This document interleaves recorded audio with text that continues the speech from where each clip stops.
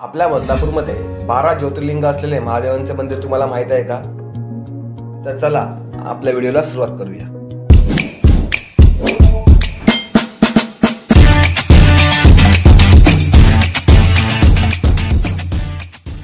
तर इकडे पोहोचण्यासाठी आपल्याला बदलापूर पश्चिमेला असणाऱ्या मांजर्ली या भागात जावे लागेल। मांजर्ली गणेश चौक येथे उतरून वर टेकडीवरती एक रस्ता जातो। ती टेकडी वर चालून जायची। टेकडीवरती चालून आली की उजव्या बाजूला आपल्याला मारुतीरायांचे दर्शन होते।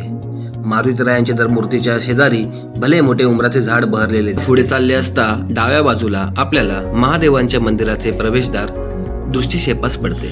मंदिरामध्ये प्रवेश करताच आपली नजर समोर असलेल्या मूर्तीकडे जाते। मंदिराचा भाग खूप मोठा आहे आणि येथील वातावरण प्रसन्न करून टाकते। समोरच आपल्याला प्रभू रामांचे आणि सीता मातांचे दर्शन होते।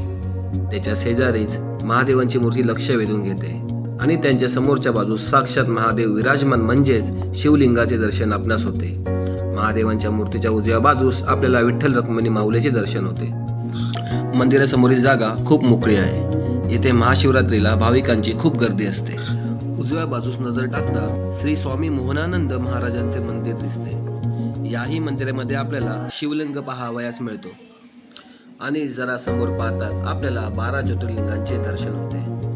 संपूर्ण भारतात असणाऱ्या ज्योतिर्लिंगांचे दर्शन येथे आपल्याला एकत्र होते। समोरच आपल्याला नंदी महाराजांची प्रतिकृती दृष्टीस पडते। तर आपल्या बदलापूरमधील अशा भव्य दिव्य मंदिराला नक्की भेट द्या आणि आमचा व्हिडिओ आवडला असल्यास आमच्या व्हिडिओला लाईक करा, व्हिडिओमध्ये कमेंट करा आणि आमच्या चॅनलला नक्की सबस्क्राईब करा। आणि भेटूया अशाच आपण पुन्हा एका नवीन व्हिडिओमध्ये। तोपर्यंत धन्यवाद।